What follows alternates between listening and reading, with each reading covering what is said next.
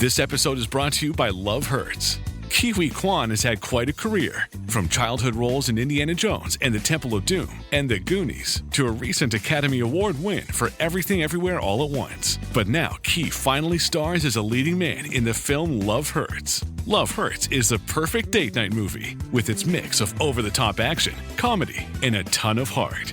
Love Hurts, only at theaters February 7th.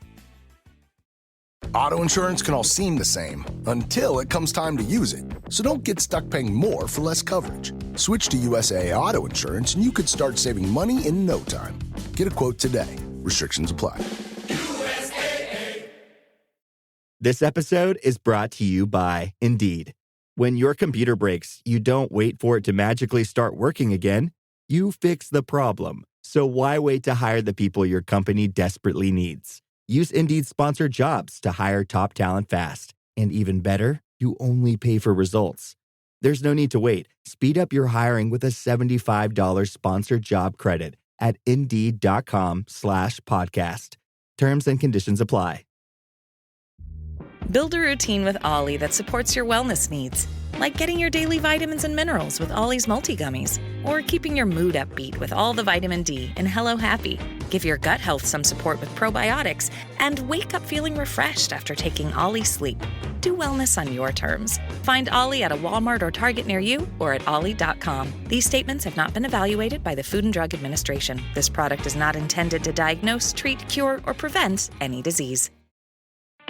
Bored with your boring cardio? Stop pedaling that snooze cycle to Nowheresville and try some cardio that's actually fun. Supernatural Fitness, available on MetaQuest. Isn't that right, Jane Fonda? Cardio will never be boring again. Sweat to the beat of thousands of chart-topping songs inside stunning virtual landscapes. Bet your stationary bike can't do that. Visit GetSupernatural.com and join the next fitness revolution. Supernatural VR Fitness, only on MetaQuest. Rated T for Teen.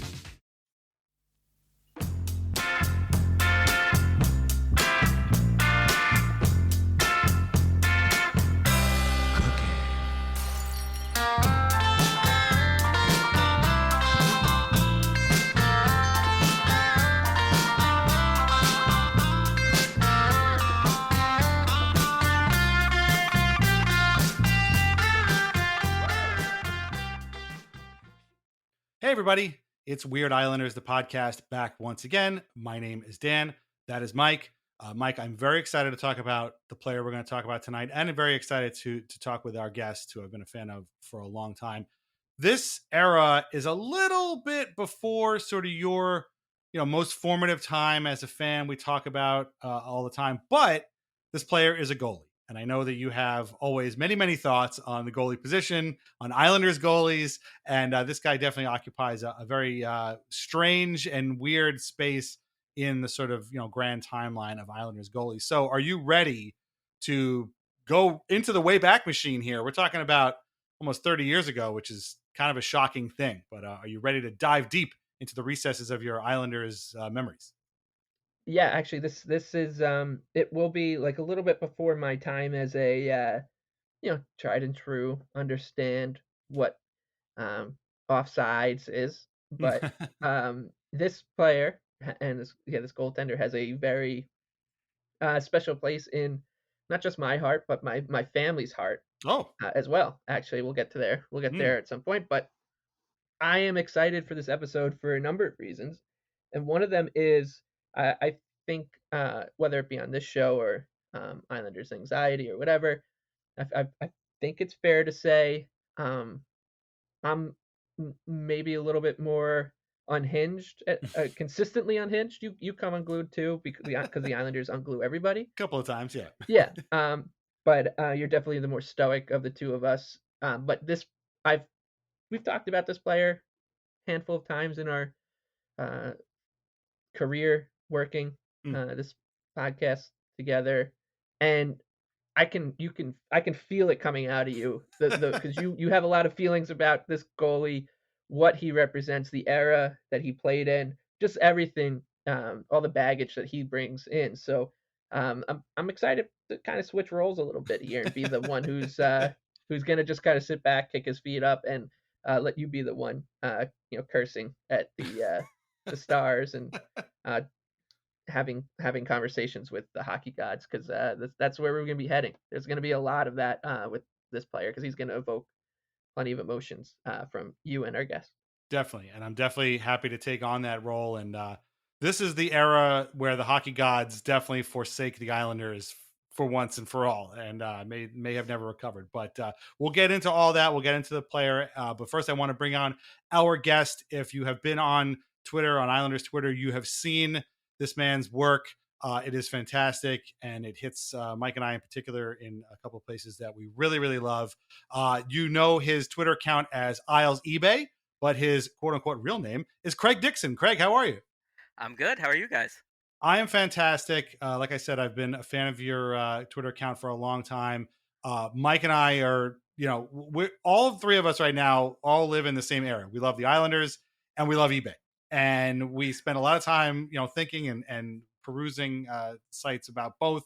How did you get started on the site that I'm sure all of our significant others wish we spent a lot less time on? I know my wife tells me I'm going to block that stupid site from you. But how did you get started on eBay? Everybody's got their own sort of origin story, but how long have you been on there? So it started for me. I was an Isles season ticket holder. I think starting in the 40th anniversary season.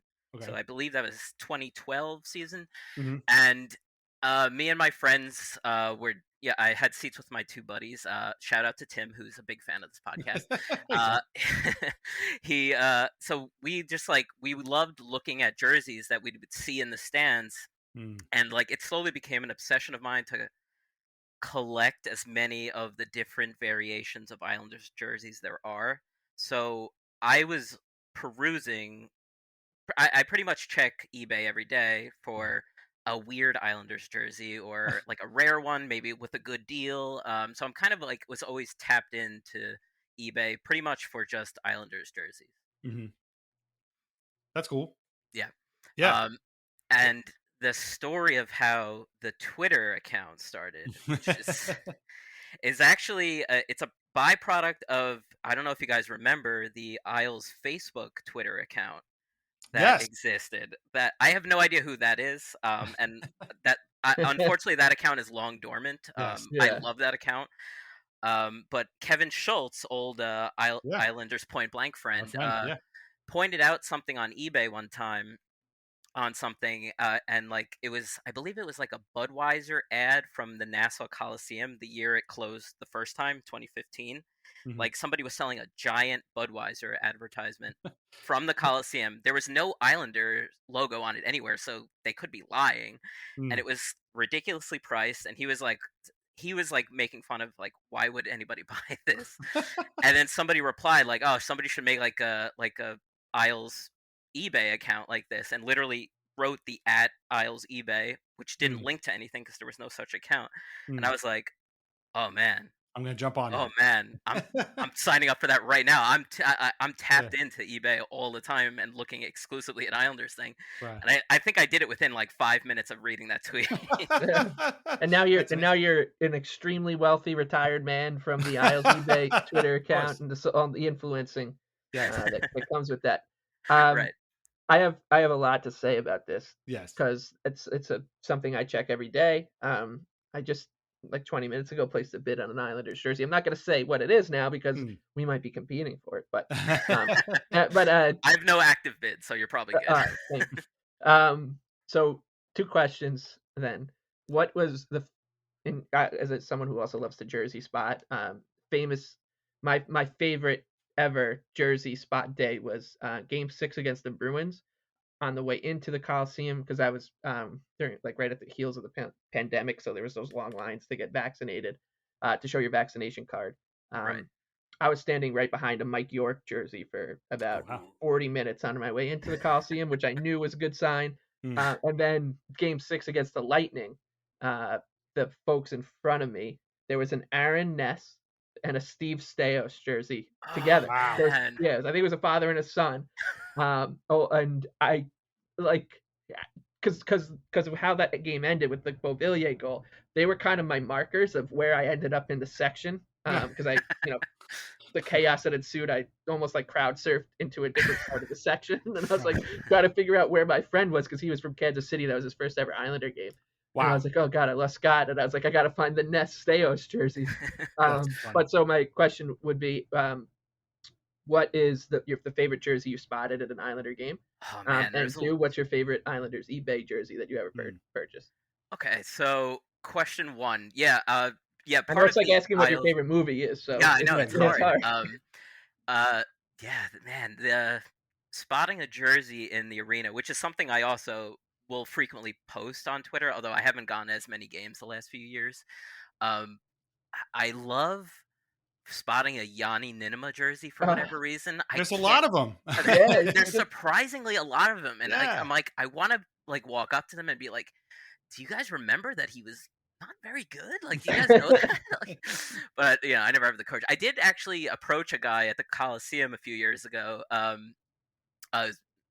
More than a few years ago. It was pre-2015 closing. So there was a guy, again, much like you, a guy online in front of me, and I decided I was like, I have to take a picture, but like I don't want to be that guy who's gonna like just take a picture and shame him on the internet. I'm like, can I take a picture of your jersey and post it online? He's like, yeah, man, absolutely. I was like, all right, sweet. So that was the top one.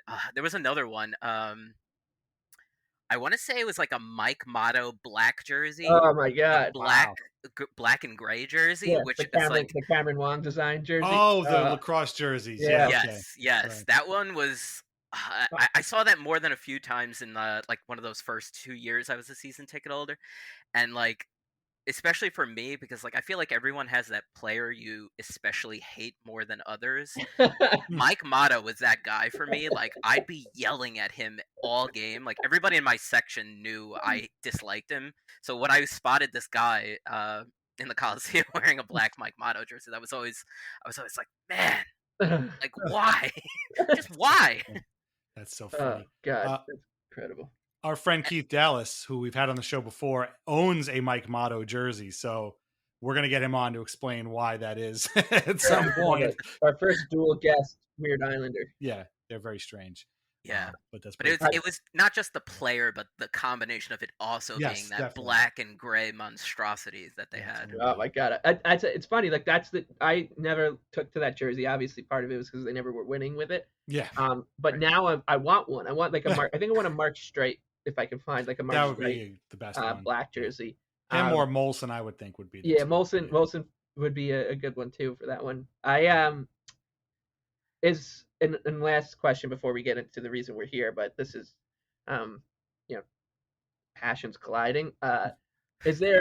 I've said on the show a lot, like the jersey that I want to come across in the wild and win is a Wade Dublowitz jersey, and I have a Ziggy Palffy jersey that's probably worth a few $100. That if I was wearing that Palffy jersey to an Islander game and I saw a Dublowitz jersey, I would flip it right away. I'd be like, I'll give you this Palffy, give me this for the Dublowitz. Is there a jersey that you have in your mind that you're always looking for on eBay, like I am with Doobie? I have the same, actually, the reverse. I have two Palffy jerseys myself. I think I have I have way too many jerseys, so I have trouble remembering what variation of it. But it's one's a fisherman, and one might be the wave fisherman. Yeah. I really want the pre-fisherman Palffy in a 68 jersey. The 93, yes, 68 jersey, right. Yes, I love that jersey, and I see it. I spot it every once in a while, and I'm like, I would give up my prize, like any jersey that I have for one of those. That jersey had a particular numbering style that I don't know if they used that often. Yeah, and it's just a little tiny bit different than like the Dynasty jersey. Yeah, so. It's like a little blockier almost. Yes, right, thinner, I think. And also those two numbers being squished together on like it's great. Yeah. And you know what also is nice about when you see that jersey in at a game is like you're like that person and that jersey have seen a lot at National Coliseum or UBS, wherever they are. Yeah. They've seen a lot, they've heard a lot. Like if these walls did talk, like it's God, that like the players and situations that those jerseys must have seen. So there's almost some like magic in those threads that you'd want. But right. Yeah. Oh man. Yeah, no, we could go on and on and on. Before we get to our Weird Islander, though, IslesEbay, the account, shows a lot of stuff. Do you have like a favorite or like a go-to example of like some non-Jersey weirdness that you've posted once on the site, and people are like, "Wait, what? Really? You found that?" Oh man, there was a bar of soap from the 1980s. I can't recall off the top of my head if it was used or not. And just within the last couple weeks, there was a Tiffany like silver-plated like 7-inch ruler with the Islanders. I think it was the Islanders All-Star game from 1980. I believe it was 82 that year it was. Yeah. Or 83. Yeah. 83, yeah. 83, yeah. That's so weird. So weird. Why? I don't know. Why is it 7 inches too? It's yeah, right.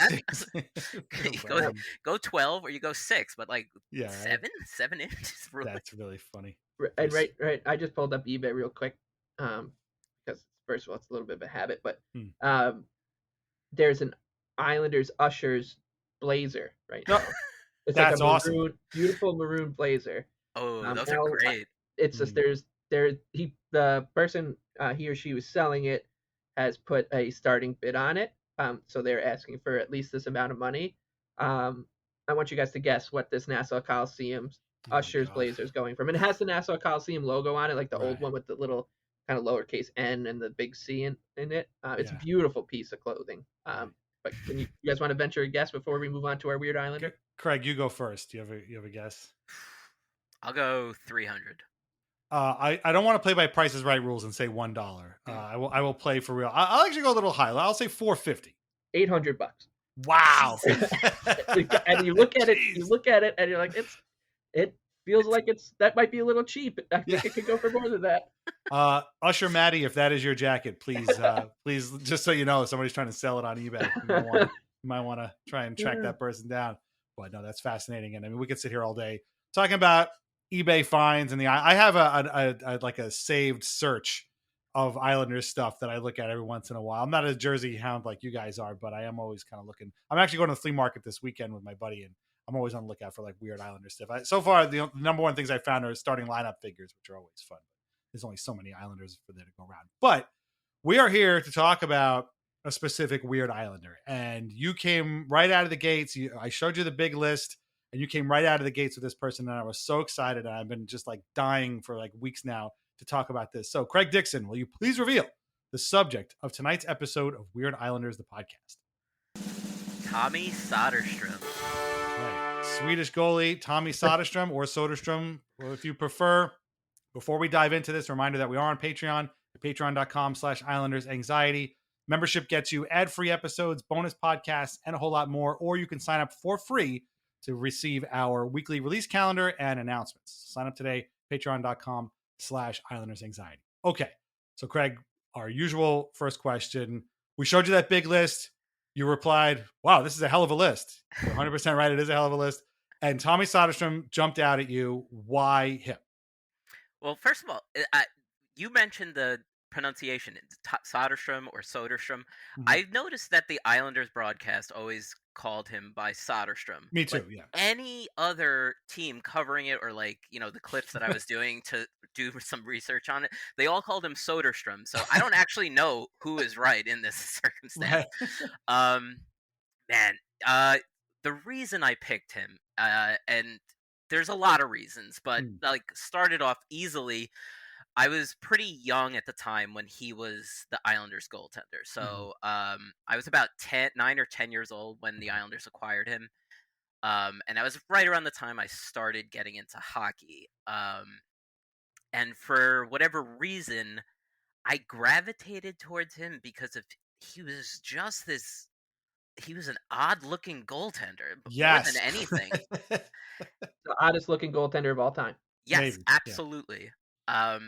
For anyone who doesn't know, he had a strange setup of goaltender equipment, which included a regular skater's Jofa helmet with this giant bird cage, as they called on the broadcast frequently, in front of it, and not like a Billy Smith or a Chris Osgood or Mike Vernon type of mask. Like, no, like a bird cage. There's no other way to describe it.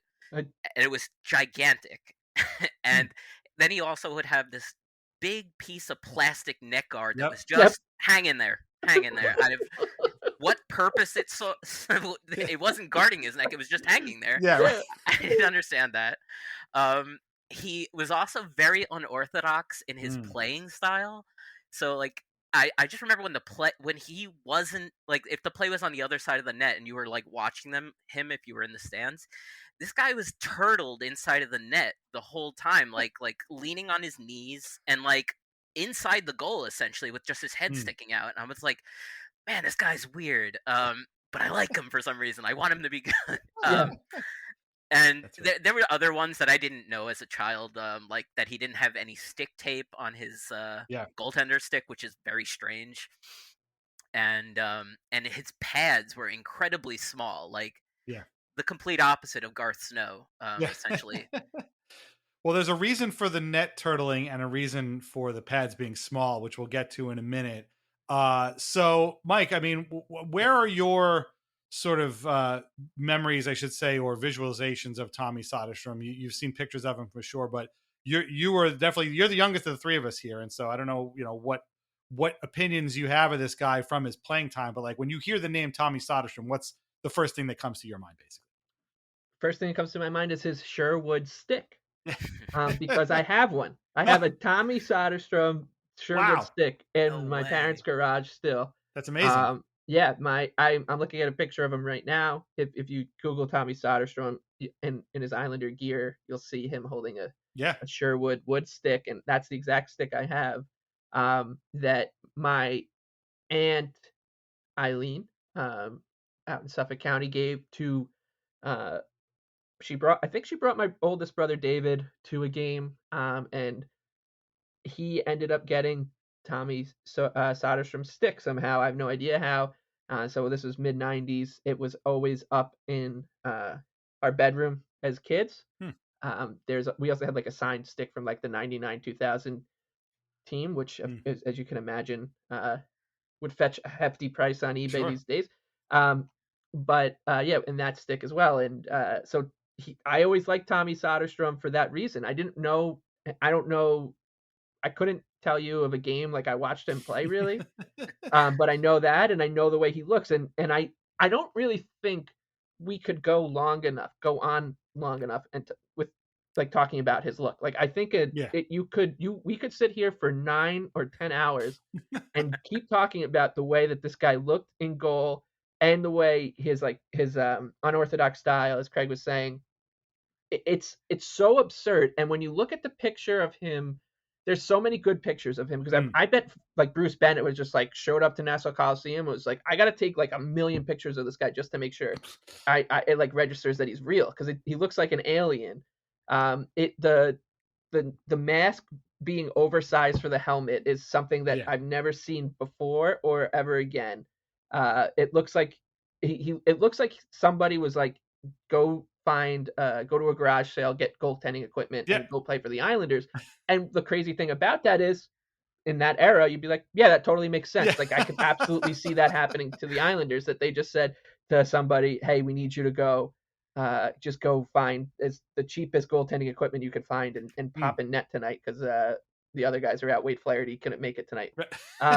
This is, and I also think the fact that he is wearing the fisherman jersey in a lot of these pictures helps the aesthetics like immensely. So we have a guy in perhaps the craziest NHL jersey of all time, wearing the craziest goaltending equipment of all time. The color white that he has on his pads, I don't think it's a good thing that they're so white, because you got to stop a black piece of rubber that usually leaves marks.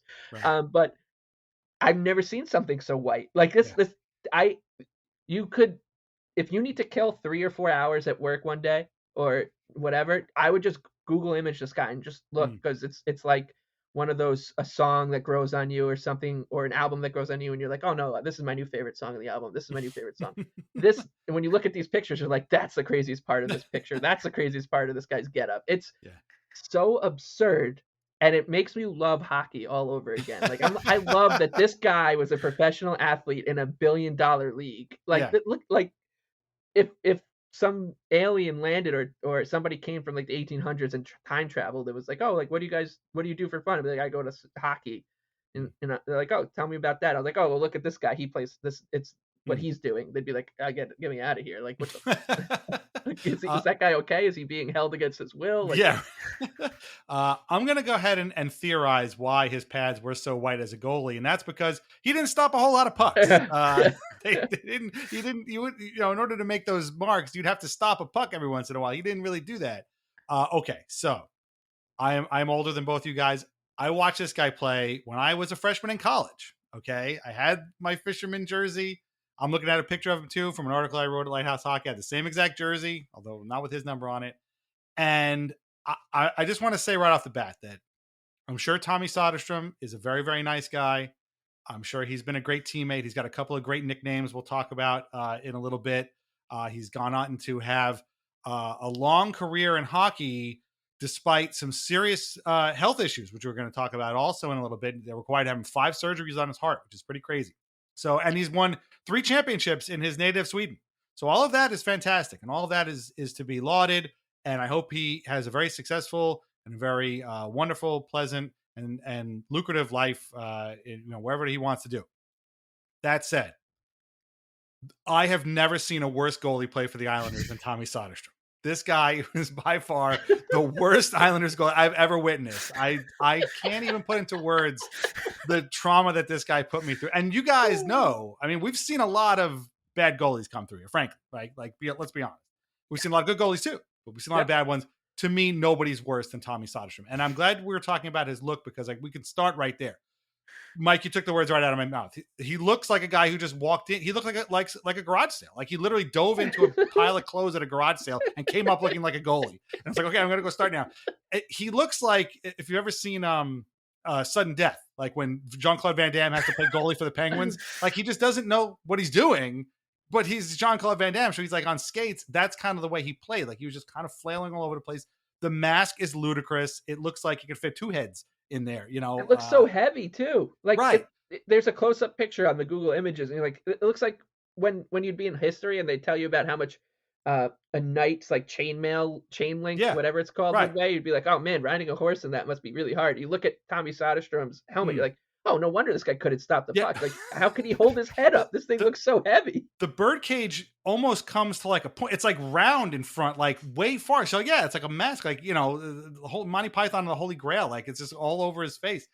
And you said you got the white pads, the stick with no tape, which honestly I didn't even realize before. But I was always under the impression that and this jersey looked like it was enormous. And I was always kind of under the impression that like, because when I was growing up, and especially this time that I was watching Tommy Söderström, I was always like a tall guy, but I'm not like a big guy. I'm an old fat guy now, but I wasn't like a big guy. So when I wore clothes, a lot of them kind of hung on you because you had to get bigger clothes, but because I didn't fill them out, they were to cover like my arms or, long pants or whatever like that. I always kind of assumed that Tommy Söderström, because he looked so ramshackle, was like a big, tall, lanky guy that just didn't fill out the jersey because he didn't have a lot of like girth, and size in his chest. No, turns out, I found this out during research for this episode, Tommy Söderström was not a tall, lanky guy. This brother was 5'7". He was 5'7", and he's wearing a jersey that looks like it's made for a guy who's 6'4". Like, what the hell? Why was he was so small, which probably explains again why he didn't make a ton of saves, but I had no idea he was this small. And now, a word from our sponsors. First is always VintageIceHockey.com, where you can get t-shirts, hoodies, jerseys, and more featuring over 100 classic hockey logos. Vintage Ice Hockey now carries a full line of Islanders Anxiety merch featuring our blue and orange brain logo, as well as our Al Arbor and the Island shirts. And as always, our portion of the sales go directly to the Center for Dementia Research. That is VintageIceHockey.com. Try wines from the Pinot Project. They offer a Rosé, a Pinot Grigio, and a Pinot Noir that was named a Top 100 Best Buy by Wine Enthusiast magazine. All are delicious, priced at less than $15 a bottle, and available at local wine shops and at UBS Arena. Learn more at thepinotproject.com. Please drink responsibly. Craig, when you were small yourself, watching him, Did you have any idea that was this one of the things that maybe drew you to him, maybe subconsciously, like, oh, that guy's really little. I don't remember this guy being this small because, I mean, mostly I looked at him with rage in my eyes, but I had no idea he was that tiny. 5'7". That's crazy. Yeah, no, I had no idea he was 5'7", but like, that was of the time when like goalies were small, so it was like not unorthodox for a goalie to be the smallest player on the team. Right. But the thing that always struck me was that thing I talked about earlier where he's like turtling in the net, and it just the net dwarfed him. Like, and I was like, this is such a strange look. Like, I'm so intrigued. I want to know more about this. Like, what is this style? What is this? Like, what about him is like dragging me into like, am I becoming an Islander fan because of Tommy Söderström? Like, it doesn't make any sense. And he again, the unorthodox look of he looks like a lacrosse player just threw on hockey sticks at one point. Like, it's so funny. Oh my God. Crazy. Yeah, I can't believe this guy's 5'7". Right. And you know what was great was like his first tandem was with Tommy Salo, right? Yes. So it had to. The Islanders had an all Swedish goaltending tandem there for a little while, and I would say that Salo, at least in the way I would think about Tommy Salo, it's his look was beautiful. Like he kind of was in my mind at least, him, maybe like Patrick Waugh, I can picture a little bit, and Eddie Belfour comes to mind too. But like the first goalie that when I close my eyes and think about like the mid-90s, just had a really nice look, like a beautiful look to him, to his like equipment, his goaltending, his helmet, his pads, like everything to me for Tommy Salo always just looked put together. Like he was a handsome guy with long blonde hair. And then it was like he brought his drunk uncle from Sweden. Like, hey guys, like I got this. My uncle's gonna play as my number 2 here. He might look crazy, but you're gonna love the guy. Because I'm assuming that's how he stuck around. It was just like, because I'm looking at a picture here of him warming up, and it's a picture from behind, and it looks like they just took an 11-year-old kid and they put this equipment on him. Right? It's like we were talking about eBay going into like these. It was this episode almost was turned into just a wormhole episode on eBay. I'm gonna be on the Google images from Tommy Söderström for the rest of this episode, and because they keep stopping me in my tracks, like different ones that I've never seen before, and I've seen quite a bit. Like, and then there's one of like Tommy Salo will pop up, and you're like, this guy, that's like a goalie, like that is a beautiful looking goalie, and then this guy, it's so unbelievable. And also the guy behind the bench was Mike Milbury. Like, what is Mike Milbury thinking watching this guy play in that equipment? Like, how did Mike Milbury not go out there and take a baseball bat to him? Like, I have no idea. Well, okay, so that's a perfect transition actually to discuss how the hell Tommy Söderström even ended up on Long Island in the first place. So he starts out his career in Sweden. He plays for Djurgårdens in the SEL, and he wins 2 championships, 89 and 90. He also helped Sweden win gold in the 1992 World Juniors, and he played in the 91 Canada Cup. So this guy came in with a great reputation, and like you said, Craig, before, like this was the age of like the smaller goalie, like even Waugh, who I'm with you, like when I picture a mid-90s goalie, I think of Patrick Waugh. He's not a really big guy, like he's a regular-sized human being. The number one small goalie that I'm sure we all think about is the great Arturs Irbe. And I was thinking about how Tommy Söderström in a way is sort of like the anti-Irbe. Like, you know, Irbe wore the birdcage mask. He was an import. He was from Latvia, and Söderström from Sweden. But Irbe like accomplished stuff, and Irbe was good. Like, he was good for a bunch of teams, way longer than he probably should have been. But Söderström, and he pulled the look off. Like his face mask was appropriately sized. Right. It worked for him. Yeah, right. It worked. It's like you if you look at a picture of Arturs Irbe, you'll say, okay, like that's a strange looking guy. And and I think when a lot of people would, like, if you were to put up a tweet like looking for like viral engagement, be like, oh, tweet us your favorite weird goalie look. Like, I think Irbe would be the guy that most like hockey hipsters would go to. Right. And then you haven't seen anything. If you think Arturs Irbe looks crazy in goal, like you wait till you see what Tommy Söderström, because he took that look and he took it a million miles further. So but you're right. Like it's he looks like they said someone watched Arturs Urbe play goal and was like, oh, I can go do that. Maybe I'll just go down to the Islanders and see if they need anyone. And they were like, yeah, actually we do. We're not going to pay you. Just go find your own equipment. But believe it or not, again, this guy wasn't just some Joe off the street. He was like a decorated goalie in his home country. He was drafted by the Flyers in the 11th round. Yep, 11th round. That's way more than they have now. But the Flyers took him, and he played in Sweden for a couple of years. But his first couple of years in Philly were pretty darn good. 92, 93. The Flyers were bad, but that was the first year of Eric Lindros. And so they missed the playoffs, but Lindros won the Calder, I believe, and Söderström went 20-17-6 with an 892 save percentage and a 342 goals against average. Not great numbers by today's standards, but I mean, for a team that missed the playoffs, that's not that bad. Like, you would look at those numbers and be like, okay, that's not that bad. But then the next year, in 93-94, he dropped to 6-18-4.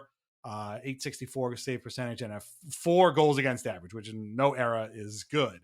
And this is going to grease the skids to his move to the island, because the Islanders had a goalie named Ron Hextall. We did an episode on, another weird Islander. We had our friend Bill Matz on, one of my go-to Philly guys, told us all about Ron Hextall, who to the Flyers fans is a hero and kind of a villain for his general managing career. But to Islanders fans, he was a villain. And then as an Islander, he was also a villain.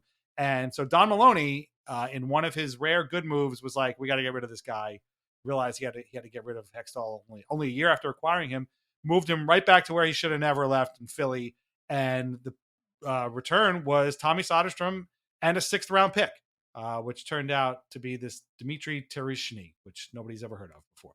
I know this is going to sound weird, but like, Craig, when you hear the name Ron Hextall, Tommy Söderström, is there any connection there at all? Like, is it, is this something that you way before your time? Have you ever heard stories? Again, I was there booing Hextall when he was an Islander and when he was a Flyer. So I remember this very clearly, but do you have any connection with Ron Hextall at all prior to his trading, or maybe because of his trading and the acquiring of Tommy Söderström?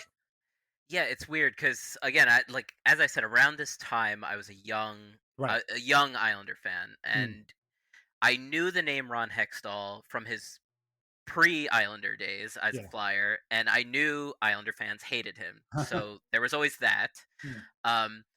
The only reason, and for what I think mentally, maybe I wasn't tuned in, because I'm not really exactly sure what time I became an Islander fan.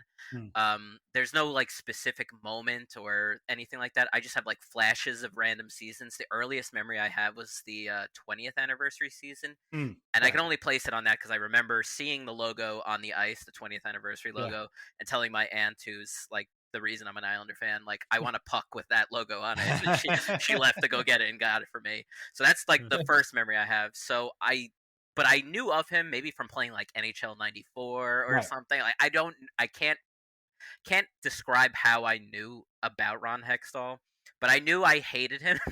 Maybe it's because guilt by association, everybody around me, Islander fans hated him. Makes sense.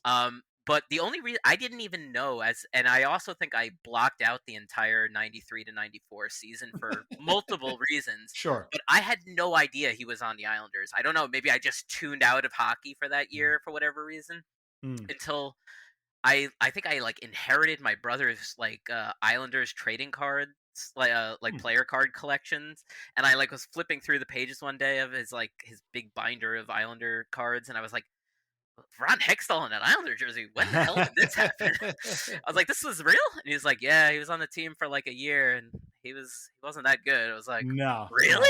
I had no idea. So that's really my only memory of him before that. And then obviously him going back to Philly. Yeah. Then that's when I started really tuning in and continuing to hate him and knowing the history behind of how bad he was for the Islanders. Yeah. Not only was he bad, but he played almost every damn night, which is the funniest thing ever because he was terrible. And he played 60 games that year, which I think until Chris Osgood came around was an Islanders record. So yeah, that's a weird season. And obviously it ended in disaster. The Islanders were swept by the Rangers. We talked all about this with Bill last year or the year before with the Ron Hextall episode. So check that out. But Tommy Söderström comes over, and the idea was that the tandem going forward was going to be Jamie McLennan and Tommy Söderström, who we talked about before, who I didn't even realize played in 94, 95 with again, this is pre-Fisherman jersey, but he did. But turns out that neither of those guys played as much as Söderström did. He ended up playing 26 games that first year. This would have been 94, 95, so the half season. He went 8-12-3 with a .902 save percentage and a 3.11 goals against average. And believe it or not, these would both be the high points of this man's statistical time with the Islanders, because it would only get worse from there. And it was pretty awful. Now, I want to stop right here and talk about something very serious, which is that throughout his entire career, Söderström had a heart condition called Wolff-Parkinson's-White syndrome. And I have an article here from when he was with the Flyers, but it's written by the great Helene Elliott for the LA Times. And she writes, Söderström has Wolff-Parkinson-White syndrome, which causes rapid heartbeats. It's caused by an extra muscle bridge that causes the heart's electrical system to bypass a crucial filtering mechanism. As many in 5 in 1,000 die each year after experiencing heart arrhythmias, which is a big deal. It occurs in 1 in 1,000 people. Again, this is an article from 30 years ago. And basically, it meant that Söderström had to have 5 surgeries on his heart before he even got traded to the Islanders. So this is all pretty much while he was with Philly. And that's a pretty big deal. And again, I want to, as much as we're kind of going to slag on this guy's look and his playing career, that's a big deal. And the fact that this guy carved out an NHL career in spite of this like very serious heart condition that caused him to have 5 surgeries is really, really remarkable. And honestly, I didn't even realize this. And ESPN actually did a piece on this along with Brian Mullen, who also had a stroke, if I'm not mistaken, on the ice. Open heart surgery was necessary to repair the hole in Mullen's heart. That was one heart ailment that startled the NHL recently. The other, Tommy Söderström, the Philadelphia Flyers goaltender. He suffers from Wolff-Parkinson-White syndrome. That means he has an extra pathway in his heart that can cause the organ to suddenly begin racing 3 to 4 times its normal rate. On October 27th against Ottawa, Tommy felt the symptoms. I struggled to fix the puck when they were close to the net, and I feel like a little lightheaded. So, but it was no big deal for me. I want to play the second and third period, but I don't want to take any chances. And so after testing, doctors performed a 5th heart procedure on Söderström to try and correct the problem. They go into my groins, and here, with 2 catheters in each groin, and 1 up there. And then they go to my heart and burn the extra pathway. That's a big deal. And like the guy deserves credit for playing through that. However, that being said, again, his time with the Islanders was not fruitful and it could be pretty bad. And so that was 94, 95, 95, 96. He goes 11, 22 and 6 with a 878 save percentage and a 387 goals against average. Again, anywhere near 4 is bad news and is very, very bad. And he did have a shutout against the Oilers. Good goaltending the other end. Doug Waite feeds Glenn Anderson. Just robbed by Tommy Söderström, who had a great game. And you see some nice stops by Tommy Söderström as well. All Islanders in this one. The Oilers just could not solve him. And the final is 2-0 for New York. The last time the Oilers were shut out on Long Island, March the 12th, 1981, when, you guessed it, Billy Smith, their old nemesis, did the honors there. Listen, this isn't the Connor McDavid Oilers. This is the 1996 Oilers, who were very bad indeed. But that was still pretty good. He did get that shutout there. But it was more like stuff like March 31st, 1996. Salo started the game against the Rangers. He got lit up. Söderström goes in, plays, and I'm not kidding right now. He plays 10 seconds, sees 1 shot, gives up a goal, and is immediately pulled by Mike Milbury.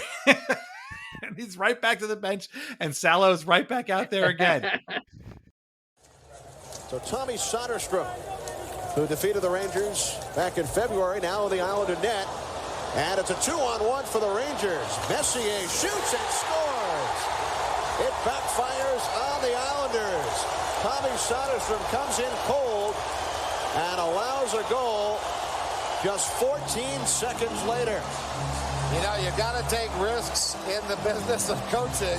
And Mike Milbury took a calculated risk, thinking that maybe he can rest his troops, maybe get a goal, pull the goaltender, and try and win the hockey game. It has backfired badly. But what a pass by Marty McSorley coming out of the zone. That's a big league pass to Mark Messier, and Messier is more than aware.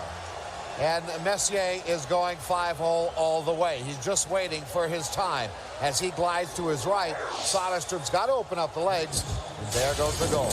Gotta feel bad for Söderström. He's back on the bench now. Fischow's back in goal.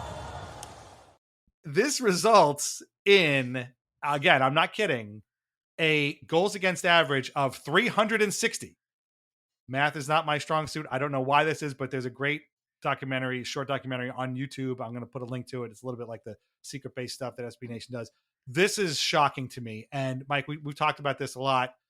Thank God Twitter didn't exist in 1996, because if it did, I would have had to just literally, I would have had to self-immolate myself, because there's no way I would have survived the Islanders goalie getting made fun of because he has a 360 goals against average because he gives up one goal in a 10-second appearance.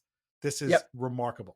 Yeah, I was so excited to see that you had this link on the rundown, because I am a massive fan of this YouTube channel. It's called Pinholes Graham, and they do deep, like you said, like that secret base kind of style, like YouTube documentary on hockey stuff. And they a lot of times the person who runs this account does these great mini documentaries on playoff series. There is one about the 01-02 series against the Leafs, and some other great ones. And it's the type of stuff that folks who listen to the show would love, because if you're listening to a show about Tommy Söderström, you would love I could see you being the person that would watch a 52-minute documentary about the Coyotes Blackhawks 2012 playoff series.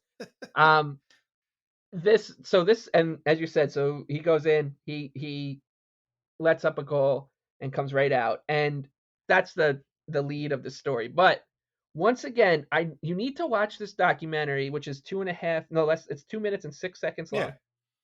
You need to watch this thing 15 times to kind of pick up all the beautiful aesthetic nuances, because it opens up with a advertisement from Fox, because this is back when hockey was on Fox, and it says Fox Tonight, and it's giving you the rundown. I guess this was a Sunday game, because it's giving you the rundown of the shows to follow this hockey game between the Islanders and Rangers: Miracles and Visions, The Simpsons, The Show, Married with Children, and then Local Heroes. That's what's coming up on Fox Tonight. Then you go from there, and it was Eric Fischowd who got pulled. Oh, actually. Excuse me. So you're watching beautiful Eric Fischowd get pulled from the net with his great, like, once again, anti-Tommy Söderström, if there ever was one. Really kind of just like handsome guy with a great look, who definitely put a lot more thought into his look and equipment than he did into stopping pucks. But so you see Fischowd get pulled, and you see Söderström hop over the bench to go in, and the Islanders equipment manager at the time, I have no idea who it was, is wearing an unbelievable starter jacket from that era. Like it's this thing.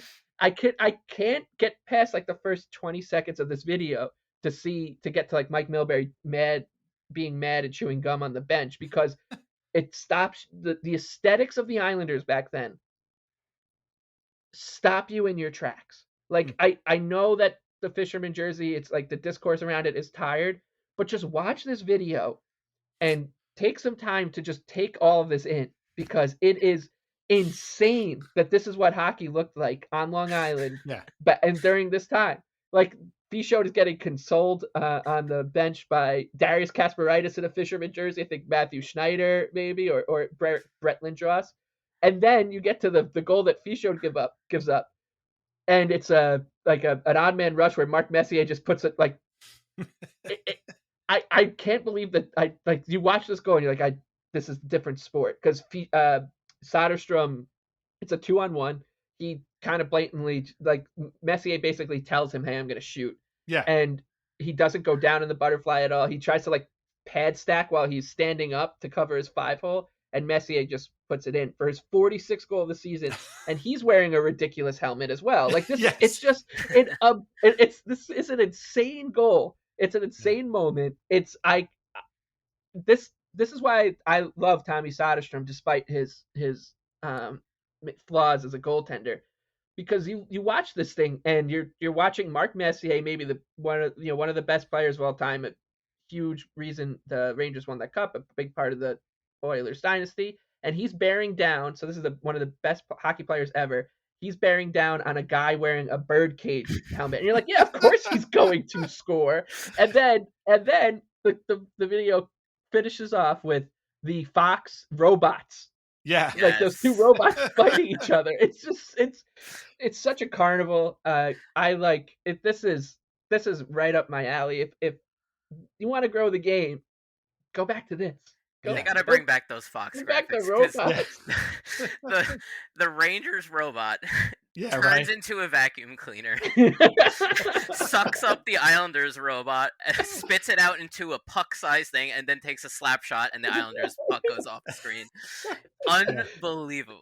It's a perfect metaphor. That is a perfect metaphor for what we deal with every day as Islander fans against the Rangers. It used to be fun. Like sports broadcasts used to be a lot more fun, and now it's like they're trying to like force feed us stuff that isn't fun. Like I mean, I guess the Manning cast is kind of okay, but at the same time, I don't know. I like it better as clips on Twitter than I do. I'm going to sit there and actually watch a 3-hour game with these guys. But yeah, those robots were derided, and the glow puck was derided, and all that stuff.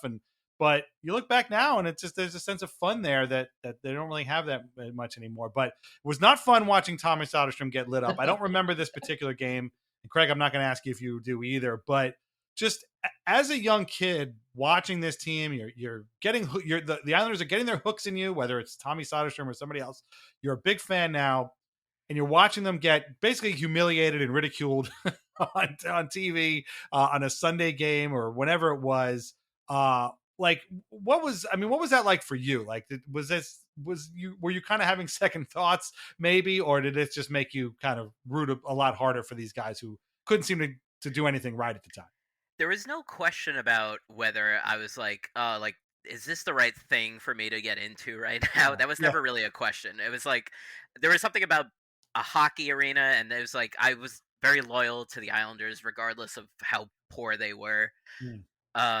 But yeah, it was rough watching these teams. It was rough watching Söderström give up like 5 goals a game. And yeah, I don't remember that Messier game where he played where Söderström played 10 seconds. I have no recollection of it, but I can pretty much. I looked at the box score for that game, and I saw like the Islanders were leading 1-0 through half of the game, and I was like, I know what I did, because this is what I still do to this day. The Islanders had a lead early, had it for most of the game, half of the game. Then the Rangers tied it pretty much almost immediately, took the lead, and then Messier power plays in there. Yeah.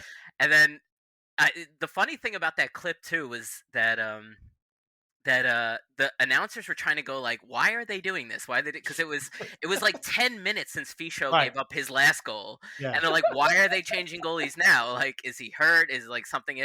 And that they did mention that they already used their timeout, so this was just Milbury being Milbury, trying to get like an extra, like, regroup his team, because like, come on guys, like, let me give him a timeout while Söderström takes 20 minutes to put his pads on.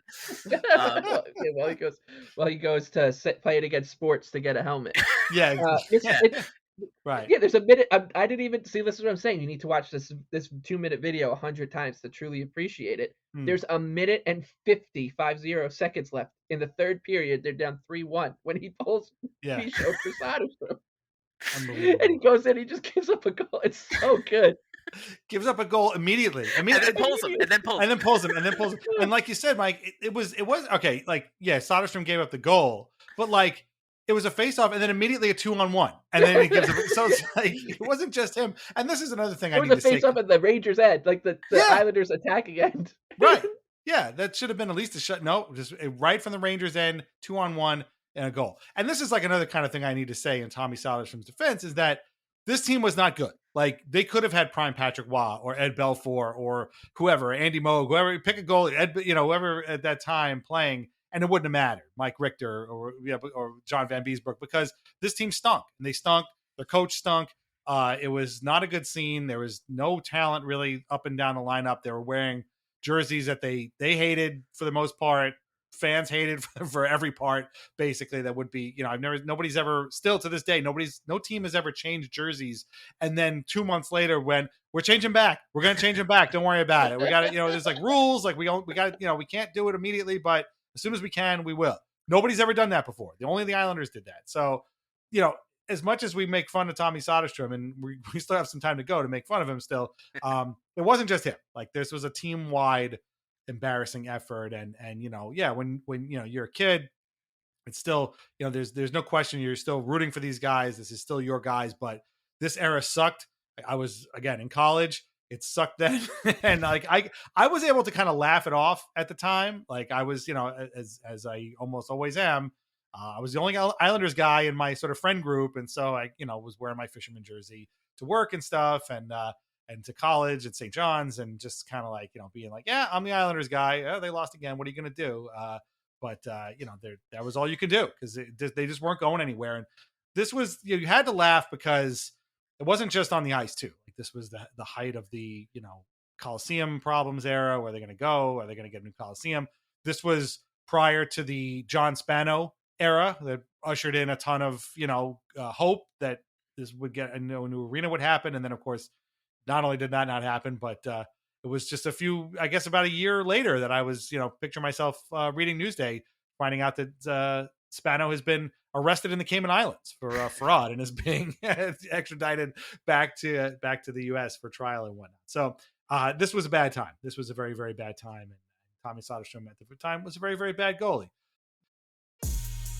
This episode is brought to you by Peloton. If you're looking for flexible workouts, Peloton's got you covered. Summer runs or playoff season meditations. Whatever your vibe, Peloton has thousands of classes built to push you and has something there to adapt with you, whether you need a challenge or rest. Peloton has everything you need whenever you need it. Find your push. Find your power. Peloton. Visit onepeloton.com. Bored with your boring cardio? Stop pedaling that snooze cycle to Nowheresville and try some cardio that's actually fun. Supernatural Fitness, available on MetaQuest. Isn't that right, Jane Fonda? Cardio will never be boring again. Sweat to the beat of thousands of chart-topping songs inside stunning virtual landscapes. Bet your stationary bike can't do that. Visit GetSupernatural.com and join the next fitness revolution. Supernatural VR Fitness, only on MetaQuest. Rated T for Teen. However, there are some moments, like I said, where he could, let's just say, maybe not make you hate him and make you, in fact, probably appreciate him a little bit. We talked about the shutout against the Oilers, but his most famous game came in the New York tri-state area. It's a game against the Devils. It was on December 9th, 1995. It would end up being a 4-2 loss to the Devils. But Tommy Söderström, a brawl broke out.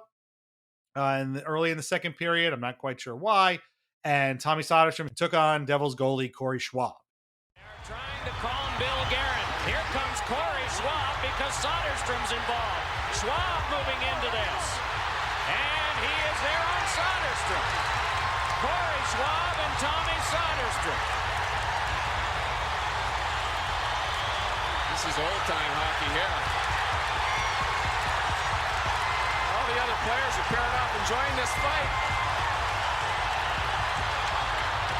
Söderström's catching them all. Well, Tommy Söderström has no mask and Schwab has his. Coffee sales are down. Everyone is standing except for Martin and some of the Devils. He ended up getting 5 minutes for fighting, and he got a 2-minute goalie leaving the crease penalty, which is always fun. And, he went back to the game. Of course, the Islanders lost. And then he gave a great sort of post-game interview where he had some, choice words for both Corey Schwab and the Devils. And the crowd booed you, and you put your hands up and said, come on, boo some more. Yeah, that's because I don't give a shit. It's not my fans. Söderström's face stained with blood well after the game was over. During the contest, they had to scrape the blood off the ice because Darius Kasparaitis had a tendon cut in his hand. He'll be out of action for a month. I don't give a shit. They're not my fans. Which is just, that's genius. Like, that's great. Like, listen, man, you know what? Sometimes you just got to give it up. That's a great line. And we appreciate that. Like, you're right, man. Who cares if they're booing you? Whatever. So that was really, really good. But yeah, I this is the one thing that I remember about Tommy Söderström is that fight. I didn't watch it at the time, but that line, for whatever reason, sticks out to me. And I can picture him kind of giving in the very sort of sparse, I guess it was still the Brendan Byrne Arena at the time, locker room saying that. And I always was like, you know what, man, I hated your guts and I never want to see you play. I spent 2 years hoping to never see you play for the Islanders again, but I'll give you credit that's a good one. Speaking of post-game media availabilities, you know who loves goalies? Stan Fischler. And Stan had a couple of, interviews with Tommy. And in one, we find out that his nickname was Psycho. Every goalie and every hockey player pretty much has the superstition. We noticed one that you have. I don't know whether you fans have noticed that Tommy Söderström skates out at the end and then he skates back over the line. What is that all about? Where did that come from? Yeah, it started in Sweden. That's why they call me Psycho there, but it's a superstitious thing. Who calls you Psycho? Yeah, my friends in Sweden because of that and a couple of other things, but what can I do? And a nice friend. We call you Ace. We don't call you Psycho. That's nothing bad in Sweden, but... Oh, okay. That's a lovable term. Yeah. And it's crazy that it's not the one that came after the Schwab fight because we put links after all these episodes. I should say Dan does. You need to really click through all these ones because, as I was saying, like the aesthetics on everything is just unbelievable. Yeah. And the one after the Schwab fight, you look at Corey Schwab, looks like a poor man's Judd Nelson. If you had gotten someone to play Judd Nelson in a off-Broadway play. Very 90s. He looks like he's like Huey Lewis or something. I don't know. He's got a gray shirt, right? And like a tie. It's very strange. Yeah. And then Söderström is not only is he sporting like a huge shiner, but he's got what looks like almost like a Joker cut across his face too. So it's like through his swollen black eye, there's just a long cut from his ear to his nose. This guy, he is just everything that's crazy about hockey, all the chaos that hockey can bring, and all the funny things that the carnival of senses that hockey is.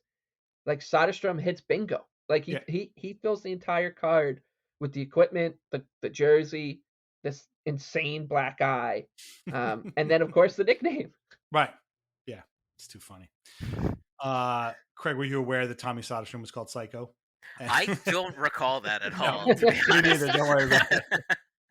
I do remember the fight, and the funny thing about that quote where he said he doesn't give a shit about the fans or whatever was that it was because they were asking him. The reporter that was asking him this was like.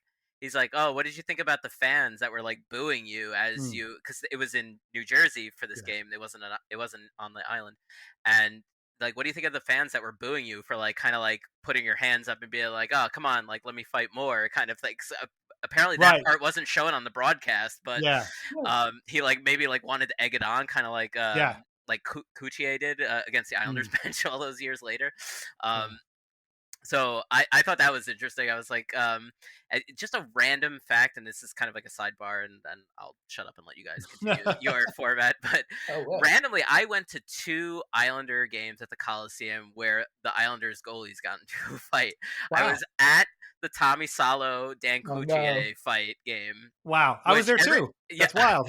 So everyone remembers that Salo got the piss beat out of him, obviously, and that's like a famous clip, but it's on YouTube. And then he challenges the Islanders bench and just everything. But nobody remembers the Islanders won that game 3-0. Yeah, like, I just want to remind everybody we won that game. That's right. So we won that battle, and then I was also at the Al Montoya versus Rick DiPietro preseason game. Wow! Years later, just randomly, and I was going absolutely crazy because it was the most insane thing in the world to see a goaltending fight at an NHL preseason game. So that's my little sidebar. And, and I thought, I was like, oh good, this is great. Like finally we can stop hearing about Dan Cloutier. And the next day I went to school and I was like, oh wait, I got nobody to talk to about this. Right, yeah, I was in the same boat. All of my friends around that time were Ranger fans. Any friend of I had, and much like you said too, Dan, like every friend I had during this era of Islanders, like something about the Fisherman era is like everyone was in this alone. You were in this by yourself. Like you didn't have this moment to share it with like a fellow fan. Like, ah, man, well maybe next time we'll get him. Like, nope. We're in this by ourselves. Go by yourself, guys. Pretty much. Yeah. That's kind of how it was. And that Cloutier Salo game, I was there. I was I think that was the year I interned for the Islanders or Stan. I couldn't, because I watched it from the press box, and that was the whole thing about that. You're right. The Islanders won 3-0, but the whole thing that set them off was like Milbury had, I think he called a timeout after they went up 3-0 with like a few minutes to go in the third period. And John Muckler, who was the Rangers coach, took this as like a great offense and then put out all his goons against like Palfi and Tchaikovsky and like, right. Mike's, kind of starting line, first line there. And all hell broke loose. And the visage of Dan Cloutier jersey-less with like the black, long johns on, like egging on the Islanders bench is never gonna. That just, oh man, that makes my blood boil to this day. Because the place was like 60% Rangers fans, so they were, you didn't know who was cheering for who. It was crazy, but anyway. But yeah, this is what I'm saying. Like, of all the weird shit that the goalies of this team have gone through, and all the weird goalie stuff that we've seen. I mean, we saw Jaro Halak get sent down to Bridgeport a year after leading the Islanders to the playoffs. Like, it never ends with goalies. And this team, although, Sorokin and Varlamov have done great work their time together, this was a wasteland for the longest time. And of all those guys, Tommy Söderström is still the worst in my mind. He's still the absolute worst. And so, again, he ends that season with absolutely terrible numbers. What did he say? It was like 11. He ends up finishing his Islanders career in 1997. He gets one game, only plays 26 seconds. I'm not sure what the situation was, but he spends most of that season in Utah, the IHL, which was the Islanders farm club at the time. And even there, it wasn't really working for him. 12 wins, 11 losses, 0 ties, an .897 save percentage, which I guess wasn't too bad, and the 312 goals against. I don't know what Utah was like that season, but those numbers don't really jump off the page to you. But that was it. He spent that season in the minors, and then he was gone. He went back to Sweden. We'll talk about that in a second. But his Islanders career ends with some of the most horrific numbers you'll ever see. 78 games played, 19 wins. How he won 19 games out of those 78, I have no idea. 34 losses, 9 ties. He somehow had 3 shutouts. 3 shutouts. We know one against the Oilers. I'll find out who the other 2 were against as well.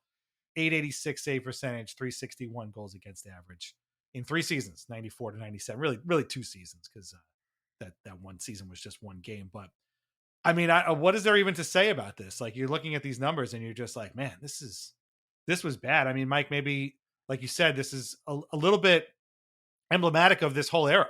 Like, just the numbers are bad. They couldn't win. The jerseys were ridiculous. The whole setup is ridiculous. The coach is ridiculous, who then became the GM at some point during this era.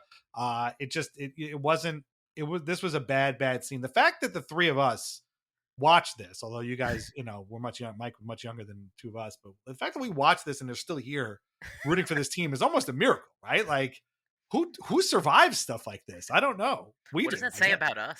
I don't know. Yeah. That's a good question. I don't know. We're very loyal, I guess, but like, how do you even like sum this up? It's just this awful, terrible black hole of an era, basically. It's one of the themes of the show, and that I think something that something that always happens on Weird Islanders, that I feel like the guests always come out and say something very poignant, and what Craig said about going through it alone was really struck a chord with me, because that was the Islander fan experience for so long, up until like 2014, 2015. Like, the fan base never really had an explosion. They had the dynasty, then it just went dormant, and you were if you were an Islander fan, people were like, "Oh, Godspeed!" Like, you're going on, you're right. Like the guy going into like the cave by yourself, and the rest of your search parties, like, you go in there, God bless if you find treasure or something, but you're not going to. I'm going to be out here in the safety. Like, it was a very solitary experience, because the Islander fans were so few and far between on Long Island. On Long Island, they were few and far between. Like, you were looked at like a crazy person on Long Island if you were an Islander fan. But then you look at or you listen to what we just talked about and these teams, and you're like, okay, it makes sense. It makes sense that nobody wanted to do this, because not only were you watching a terrible team, but you were watching a terrible team that looked like this. And I don't mean look like it like the style of play. I mean actually physically looked like they did. And you're like this. So as a 5-year-old, like in that 1995-96 season, I'm 5 years old. I'm getting exposed to the Islanders. I'm falling for them, starting to fall for them a bit. The jerseys are nuts. The goalie stick is now in my bedroom. Like, this is great stuff. I assume that every team is like this. Yeah. Like, oh, everybody's got a goalie wearing a gigantic bird cage that looks like it was nailed to his head. Like, this is crazy. And then you kind of come of age and you realize, oh my God.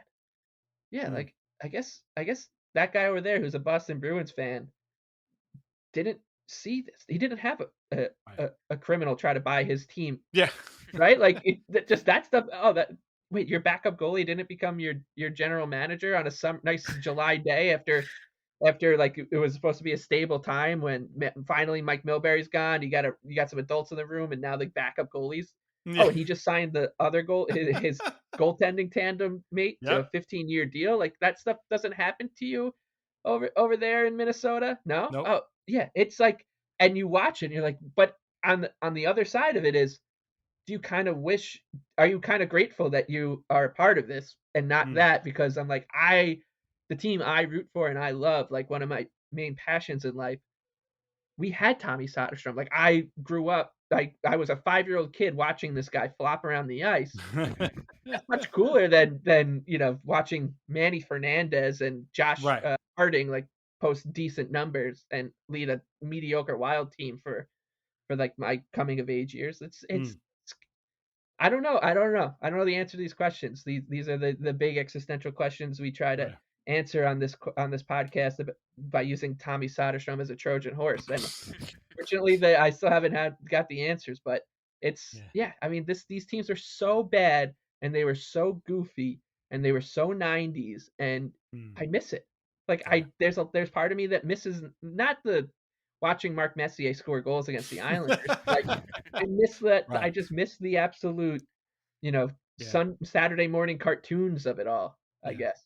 Yeah. This is also why, like I've said before on anxiety, that like I never hated the Devils during the Lou Lamoriello era, like years like this, 95, 96 or whatever, because I always wanted my team to be like that. Like you kind of miss that era, and I can see the appeal of that because it was kind of a wild, woolly time. But like, as a person that wanted my team to be good and like, relevant, I was like, I wanted my team to be all business like the Devils. I wanted them to be like a fearsome team that didn't mess around and, didn't have this goofball shit happen to them. And so I always kind of appreciated that about the Devils. While my team was like, a circus, their team was kind of like C-SPAN, like kind of watching Congress or something like that. Do like the most boring thing you could possibly think of, but it worked. I mean, it was like, I can see people watching this. Whereas my team was, just I don't know, Nickelodeon or something like that. I shouldn't even say like Nickelodeon was entertaining back then, I suppose, but this was something public else. access or something. Yeah, public access. Yeah, no, that's it. Perfect. Public access weirdness. Like at like 2:00 in the morning, some guy, it's like a psychic show, like Ghostbusters 2, the Dr. Venkman show. But so 97, it comes to an end, and that's the end of Tommy Söderström as an Islander. He'll go back to Sweden. But first, like, Craig, again, I keep saying you were young, but like, did you have any knowledge of the fact that Tommy Söderström wasn't there anymore? He was an early kind of favorite of yours, and then all of a sudden he's gone. This would have been, I guess, the real weirdness, Tommy Salo and Wade Flaherty and guys like that coming up. But did you at some point, do you remember being like, whatever happened to Tommy Söderström? Yeah, absolutely. Yeah, that 96-97 season. I do remember the game he played in, that one game. He played like 23 seconds, whatever it was. Against the Whalers. I remember being like, oh man, he's still on the team. Like, thank God. Like, here we go. He's going to save the season. He didn't give up a goal this time. No. So he didn't have a 360 goals against average for this game. But I don't remember the circumstance of why he came in with 23 seconds left in the game. But I did, that whole season, I was like, what happened to him? Because, like back then there was no Twitter, there was no social media. So it was like, it was hard for like a young fan, especially my age at that time, to be like, oh, what happened to that player I liked like a year ago who was really bad, but you liked him for whatever reason. And I'm like, why is Tommy Salo playing every game? And where like Eric Fischer, like where what happened to that Söderström guy? What happened to that guy? He was cool. He had a cool look. Like, what happened to him? No, I had no idea what happened to him. I knew he played that. I remember him playing that one game and I was like, okay, We still have him.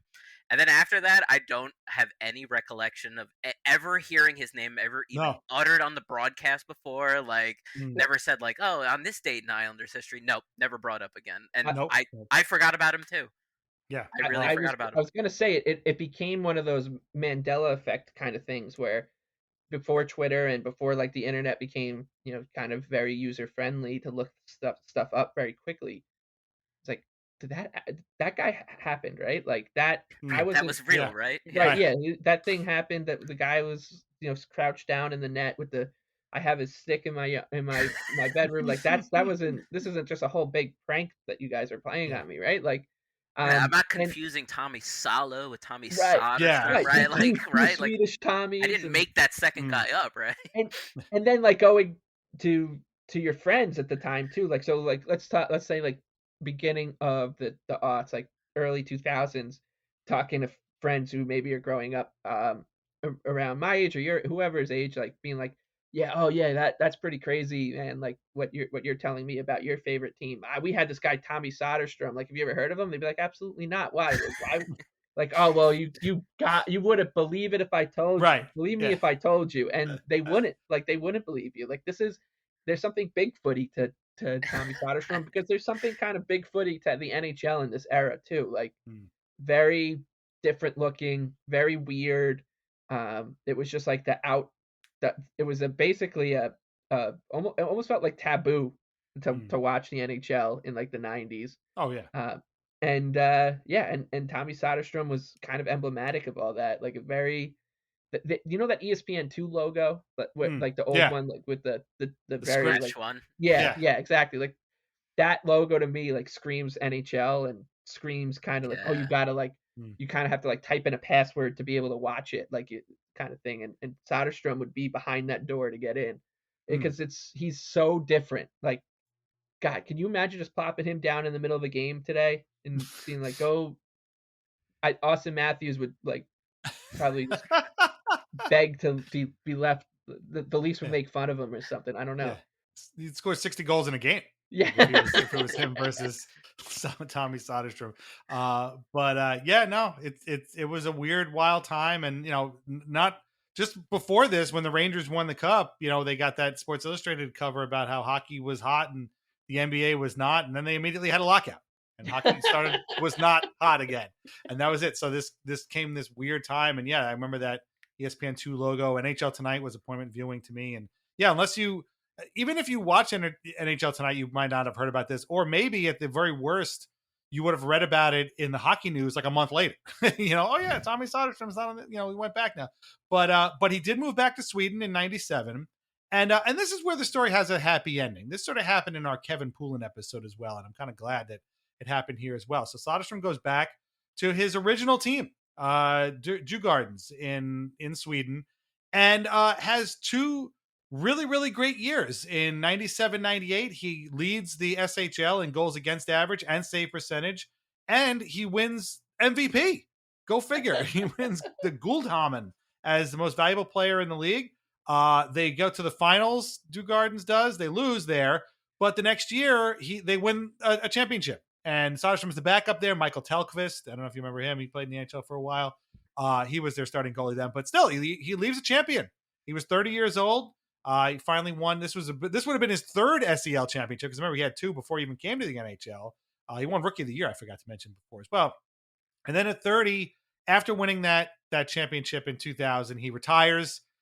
He said he lost his enjoyment of the game, his passion for the game, and just retired. He went into stock market apparently, and has been working in there. He's also done some like betting stuff, and he's picked up a new nickname, if I'm not mistaken. I think they call him the Shark now, which is pretty interesting. But he actually could have just sat on that money that Djurgårdens owed him because he still had like 2 years left in his contract, and he was like, "No, I'll retire. You guys can have it back." It's like, damn, dude, I would have just said, "No, I'm going home," and just take the money.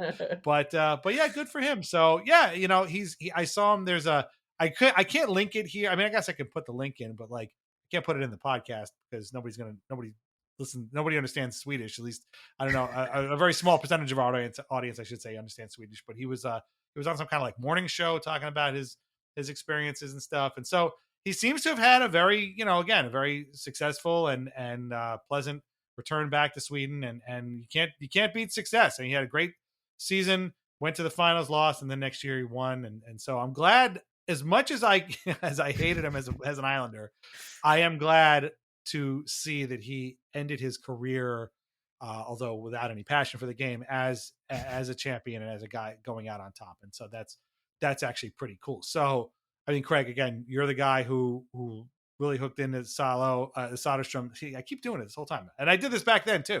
You're the guy. Did. Yeah, everybody did. You're the guy who hooked into Söderström early. When you read that he had finished as a champion, did it stir some feelings in you? Were you like, hey, good, you know what? I'm happy for him. Like that. That's pretty cool. Yeah, definitely. I was like, yeah, I was right about him this whole time. But yeah, like I do remember. For me, I was like, I specifically remember that like 96-97 season, the season where he played that one game, 26 seconds or however long it was.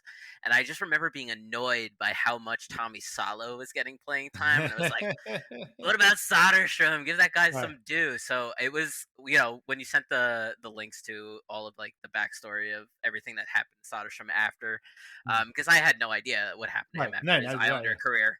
And that was like it was a good read. And I love the fact that he just like basically was like, yeah, I'm done with being a hockey player now. Like I'm over it at 30. Like, God, that was a long time ago for me to be 30. So like, sure, yeah, right. To just call it quits at that point is just like good. Go out on top. Absolutely. Yeah, and have another career. And actually, I was wrong. His nickname was the Gambler, and he does like ambassador work for a gaming company called Leo Vegas, which I guess is a Swedish gambling company. So. Mike, are you guys going to bring him on Action Network as you're a Swedish correspondent? I might have to now, and it'll be not. I could give him his stick back. Yeah. Yeah, it's so good. What a career, man! Like, this is to pull the chute after at 30 and be like, nah, I'm good after having when people are remembering your NHL career for the way you looked and for your 360 goals against average in one game, and then winning MVPs in your native land, and then just being like, I'm done. This is what it's all about, man. These kind of characters, and like we have no idea what Tommy Söderström is like, as a human being almost. Like, this is just the surface of our exploration into him, and it's insane. It's like we have like if he has a biography, I'm gonna have to read it now at some point, because like it's hard to believe almost, like all of this. And when you say that kind of stuff, usually you talk about professional athletes, you're like, yeah, man, it's kind of hard to believe that Mario Lemieux, played like that. Like, yeah, it's hard to believe Wayne Gretzky scored 212 points in a season. Like, yeah, that's hard to believe, but Tommy Söderström is also very hard to believe. Yeah, this is hard. This is hard to believe. You'll be watching it when you watch. I implore you to please watch these links, because you're going to be watching it, and if you haven't been really too exposed to Tommy Söderström yet, it's going to be hard to believe. It is. So enjoy your adventure learning. Hopefully we were good guides to the Tommy Söderström adventure. Oh my God. And what an adventure it was. This has been a great adventure and a great time. And Craig, I hope you've had a lot of fun. You said this was your sort of coming out party as IslesEbay, and we couldn't be more excited and proud that you made us a part of that journey as well. So, I mean, you're going to hopefully continue doing the account. And I mean, is there anything that you're looking for specifically on eBay that you want to like share with the world if you find it from an Islanders perspective? Man, I love finding those rare oddities. There's nothing I'm looking for specifically, because like, again, I'm kind of just perusing the Islanders jerseys, and I fall into these rabbit holes of like weird items, like those like the early 2000 Michael Pekka like rubber ducks, and like Kenny Janssen rubber ducks. And hey, I have one of those. Yeah, I think I had the Pekka one. It's probably still in a box at my parents' house somewhere. To be honest. So like I start going down those things, and I just kind of like I fall down these rabbit holes. So it's like, yeah, it's and a lot of them are like repressed memories. I don't remember at all until I see it, and I'm just like, oh man. I either have this at my parents' house or I need to buy this right now on eBay because somebody else like my age is seeing this for the first time in 20, 30 years and like, I need this right now. But yeah, no, there's nothing specific I'm looking for. And yeah, the Twitter account is, I go through spans of like not updating it because like honestly like lately everything that pops up is just like people selling old Tavares jerseys and what's interesting about tweeting about that at this stage. Yeah. So I see those at the flea market and I'm just like nope. No interest. I wouldn't even give like a free one to my son. Like not even worth it. Smart, but that's great. And if you're out there and not following IslesEbay, make sure you do it. And Craig, this has been a lot of fun. I hope we can get you on again at some time, and I hope you had a great time. Yeah, I did. Thanks for having us, guys. Thank you. Yeah, that's all right. Become a member at patreon.com/IslandersAnxiety for ad-free episodes and bonus content, or join for free to get announcements and our weekly release calendar. You can find us on Apple Podcasts, Spotify, Amazon Music, Audible.com, iHeartRadio, YouTube Music, or wherever you get your podcasts. Please leave us a review where you can. Our theme song is Knuckles by Bjorn Falk. Listen to more of Bjorn's music on Bandcamp and on Spotify. Read Lighthouse Hockey every single day for your most up-to-date Islanders news and discussion. Islanders Anxiety podcasts are part of the Fans First Sports Network. Learn more at fansfirstsports.com. Shop vintageIceHockey.com.